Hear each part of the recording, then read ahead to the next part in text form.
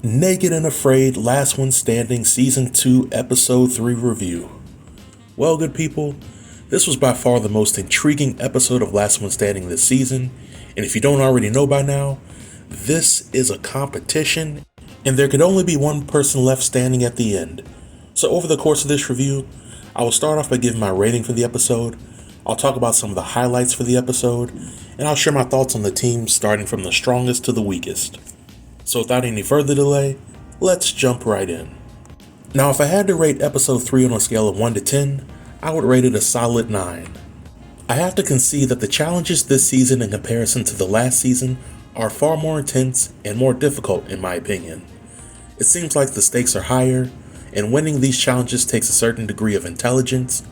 Episode 3 starts off with the elimination challenge. In this challenge, the teams have to construct a primitive axe and use it to cut down a tree. The first team to finish the challenge gets an advanced survival item, while the last team to finish the challenge has to face off against each other in the elimination portion. So right off the bat, we have a challenge that requires the survivalists to have some knowledge of flint knapping, so that they can not only find the right type of stones for the challenge, but they can also use the stones to make a suitable primitive axe that won't break after a few tries.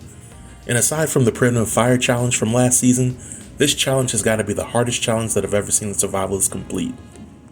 The interesting part about this challenge is that in order to truly be competitive in it, the survivalists have to spend a lot of calories to build their axe, chop down their tree, and if they come in last place, then they will have to spend even more calories during their elimination challenge. So if your team already has a calorie deficit coming into the challenge, and you do poorly, then your team will be in even worse shape after the elimination portion.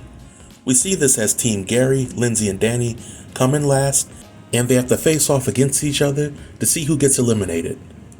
In this challenge, Gary, Lindsay, and Danny have to build a tripod for boiling water, set up a fire for the pot of water, hang the pot, and once the pot reaches a boiling point, they have to take it off and put it back on the tripod without spilling any water. Again, in my opinion, this is the hardest challenge that I've seen on the show.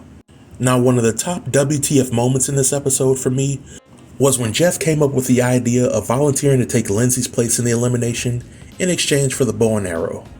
For one, while I understand that Jeff volunteered in this elimination because he thought he could take Danny out with ease, he didn't know what type of challenge he was facing, and if the challenge was out of his league, he would have been eliminated with ease, and it would have only been a matter of time before Patrick was eliminated.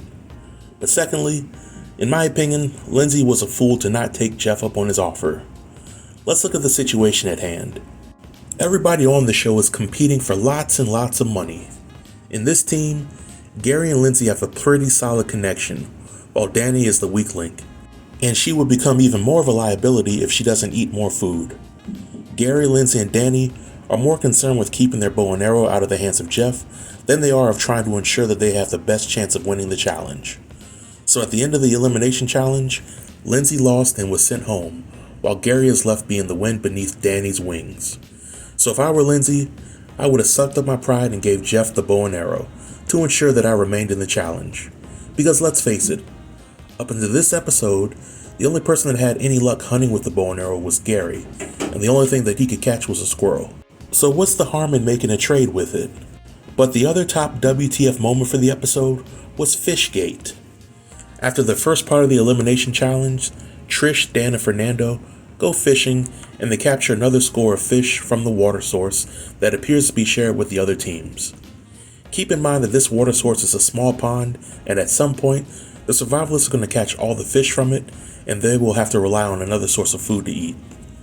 During this episode, Team Dan catches more fish than they can eat, and instead of using the fish as something that they can trade with other teams, Dan tells his team that he wants to exclusively give it to Kai's team.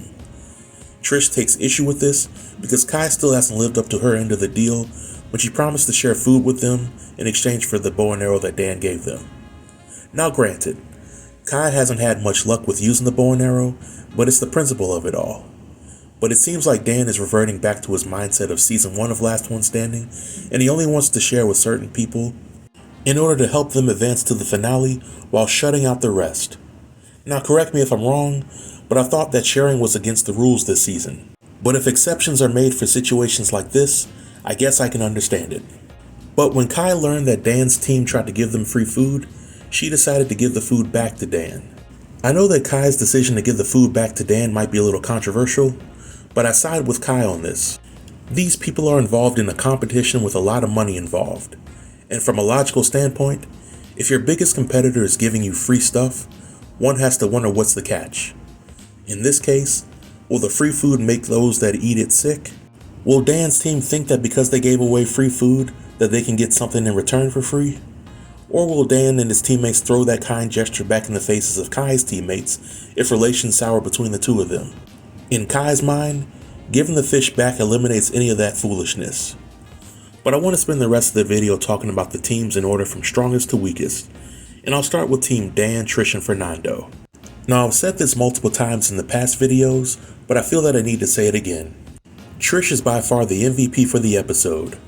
It was her acts that helped the team win the elimination challenge, and Trish is approaching the show like a competition and not like a bad girls club for survivalists. Because Trish is moving through the competition in this manner, she appears to be bumping heads with Dan, who really came off as a know-it-all during the entire episode. But as of right now, this team is the strongest mainly because as individuals, they all contribute a unique skill to their team, but they've also consumed the most amount of food and calories over the course of this competition, which means that they have the energy and fuel to power them through the next few challenges. If I were a betting person, then I think that the team dynamics for this competition will change after day 21, and the remaining survivalists will break off into 2 teams of 4. But before that happens, I think that tensions will come to a head with Trish and Dan, and such tensions will cause them to lose a challenge, but we shall see. The next strongest team is of Team Kai, Balint, and Darren.